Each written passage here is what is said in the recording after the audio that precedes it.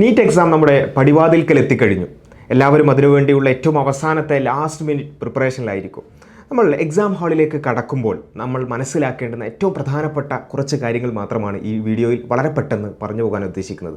നമുക്കറിയാം, നമ്മുടെ ഒരുപാട് കാലത്തുള്ള ഒരു എഫേർട്ട് അത് ഫുൾഫിൽ ചെയ്യാനുള്ള അല്ലെങ്കിൽ അതിലേക്കുള്ള ചവിട്ടുപടി എന്നുള്ള നിലക്കാണ് ഈ ഒരു 3 മണിക്കൂർ എക്സാം ഹാളിൽ നമ്മൾ എക്സാം എഴുതുന്ന 3 മണിക്കൂർ നമ്മൾ കാണേണ്ടത്. ആ രൂപത്തിലാണ് നമ്മളതിനെ നോക്കി കാണേണ്ടത്. അപ്പോൾ ഇതിൽ നമ്മൾ മനസ്സിലാക്കേണ്ട ഒരു കാര്യം, പലപ്പോഴും കഴിഞ്ഞ വർഷങ്ങളിലെല്ലാം നമ്മൾക്ക് നിരന്തരമായുള്ള ഒരു അനുഭവമുണ്ട്. പല കുട്ടികളും അവരേറ്റവും നല്ല രൂപത്തിൽ പ്രിപ്പയർ ചെയ്യും.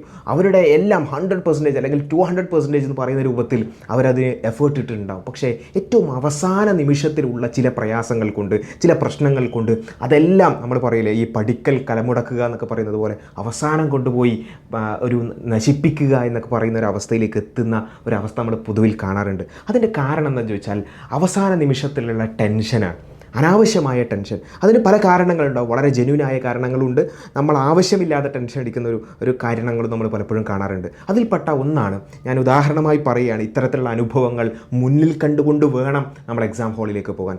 അത് ഉണ്ടാവുമെന്ന് മനസ്സിൽ കണ്ടുകൊണ്ട് വേണം നമ്മൾ വീട്ടിൽ നിന്ന് പുറത്തിറങ്ങേണ്ടത്. അതുകൊണ്ട് തന്നെ അത് വരുമ്പോൾ പിന്നെ നമുക്കതിനെ ഹാൻഡിൽ ചെയ്യാൻ പറ്റും. പലപ്പോഴും സംഭവിക്കുന്നത് എന്താ വെച്ചാൽ, ഒരു പക്ഷേ എക്സാം ഹാളിലേക്ക് അല്ലെങ്കിൽ സ്കൂളിലേക്ക് നമ്മൾ എവിടെയാണോ അതിൻ്റെ എക്സാം സെൻറ്റർ, അവിടേക്ക് നമ്മൾ എത്തുന്നു. അവിടെ ഒരു പക്ഷേ വലിയൊരു ക്യൂ ഉണ്ടാവും. ആ ക്യൂ നിൽക്കുമ്പോൾ തന്നെ ചിലപ്പോൾ പ്രത്യേകിച്ചും ഈ ഒരു സമയം ആയതുകൊണ്ട് തന്നെ നല്ല ചൂടുണ്ടാവും, നല്ല വെയിലുണ്ടാവും. ആ ക്യൂ നിന്ന് കഴിയുമ്പോഴത്തേക്ക് എക്സോസ്റ്റഡ് ആയിട്ടുണ്ടാവും, അല്ലേ? അപ്പോൾ അങ്ങനെയുള്ളൊരു പ്രശ്നം.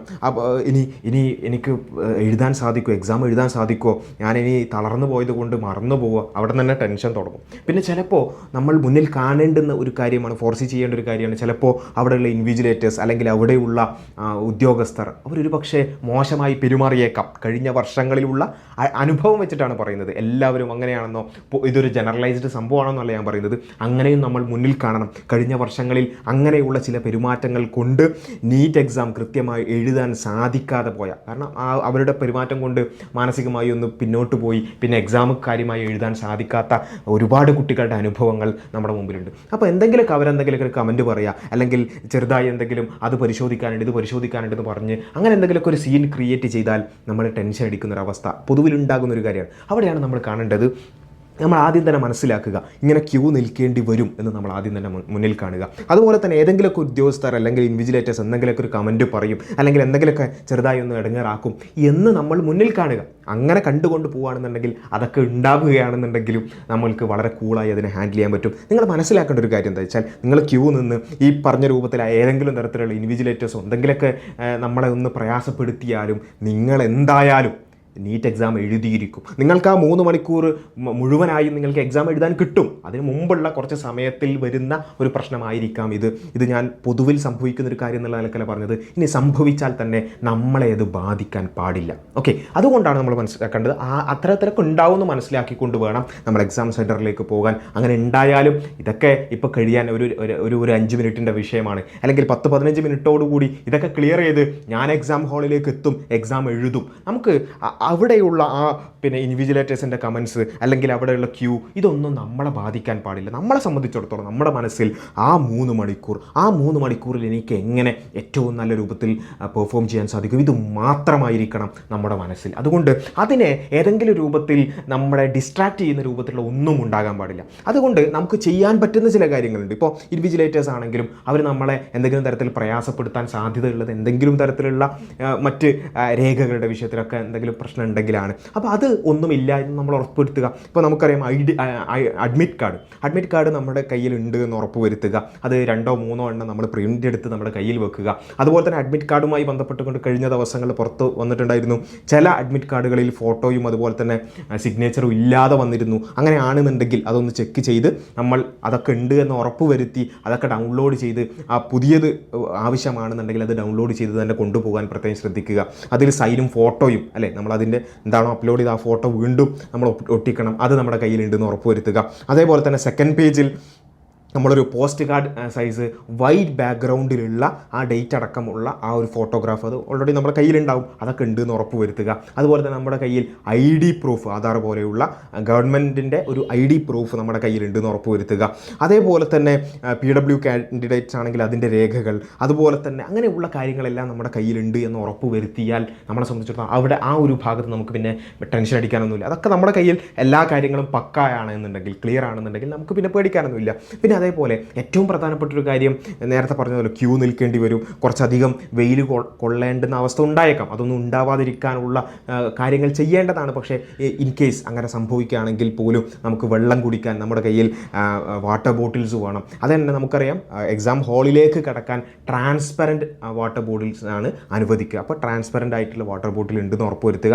നിർബന്ധമായും അത് നമ്മുടെ കയ്യിൽ ഉണ്ടായിരിക്കണം. കാരണം പ്രത്യേകിച്ചും ചൂട് കൂടിയ ഒരു സമയമായതുകൊണ്ട് ചിലപ്പോൾ ഫാനില്ലാത്ത ഒരു എക്സാം ഹാളൊക്കെ നമ്മൾ മുന്നിൽ കാണണം. അങ്ങനെയൊന്നും ഉണ്ടാവില്ല എന്ന് വിചാരിക്കാം. അത് നമുക്ക് ഉറപ്പ് വരുത്താം എന്ന് നമ്മൾ പ്രതീക്ഷിക്കണം. പക്ഷേ ഇൻ കേസ് അങ്ങനെയൊക്കെ ഉണ്ടാവാം. ഇനി ഫാൻ ഉണ്ടെങ്കിൽ തന്നെ വലിയ ചൂടുള്ളൊരു കാലമാണ്, ഉച്ചയ്ക്ക് ശേഷം ആ ഒരു സമയത്താണ് നമ്മൾ എക്സാം എഴുതുന്നത്. അതെല്ലാം മുന്നിൽ കണ്ടുകൊണ്ട് നമ്മൾ വാട്ടർ ബോട്ടിൽ നിർബന്ധമായും ട്രാൻസ്പെറൻ്റ് ആയിട്ടുള്ള വാട്ടർ ബോട്ടിൽ തന്നെ കൊണ്ടുപോകാൻ പ്രത്യേകം ശ്രദ്ധിക്കുക. ഇത്തരം കാര്യങ്ങളൊക്കെ ശ്രദ്ധിച്ച് നമ്മുടെ ഭാഗത്ത് യാതൊരു, അതുപോലെ തന്നെ ഡ്രസ് കോഡുമായി ബന്ധപ്പെട്ട് നമുക്കറിയാം ഇപ്രാവശ്യം അങ്ങനെ പ്രത്യേകിച്ച് ഇന്നത് പറ്റൂല എന്നുള്ള രൂപത്തിലൊന്നും പറഞ്ഞിട്ടില്ല.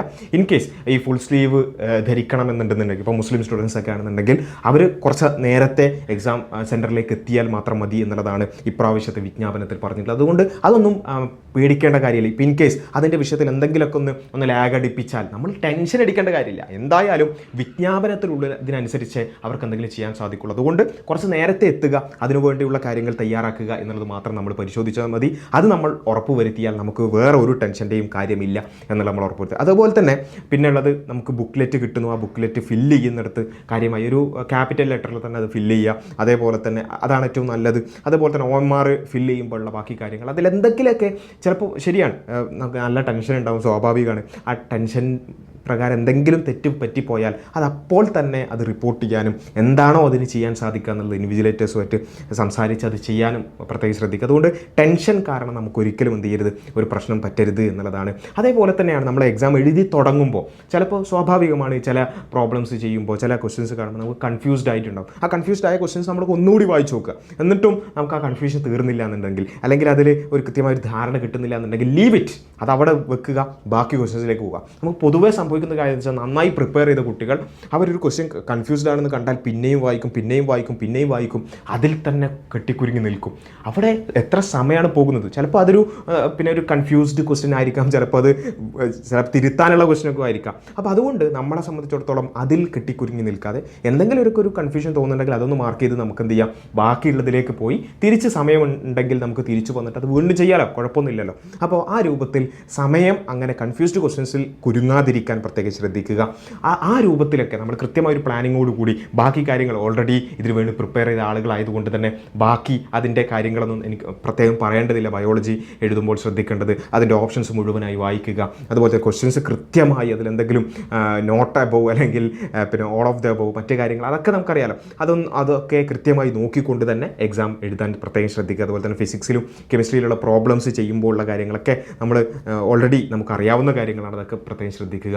ആകെ ഒരു ഒറ്റ കാര്യം മാത്രമേ പറയാനുള്ളൂ, ഞാൻ ആദ്യം പറഞ്ഞതുപോലെ ആ 3 hours നമ്മൾ ഇത്രയും കാലത്തെ എഫേർട്ട് ഫുൾഫിൽ ചെയ്യുന്ന അല്ലെങ്കിൽ അതിലേക്ക് ഉള്ള ഒരു ചുവടുവെപ്പായിട്ടുള്ള ആ ഒരു 3 മണിക്കൂറിൽ ഐ വിൽ ഗിവ് മൈ 200% നമ്മുടെ മുഴുവൻ എഫേർട്ടും അതിലേക്ക് നമ്മൾ കോൺസെൻട്രേറ്റ് ചെയ്യും എന്നുള്ള ഒരു ഉറപ്പോടുകൂടി നമ്മൾ എക്സാം എഴുതുക.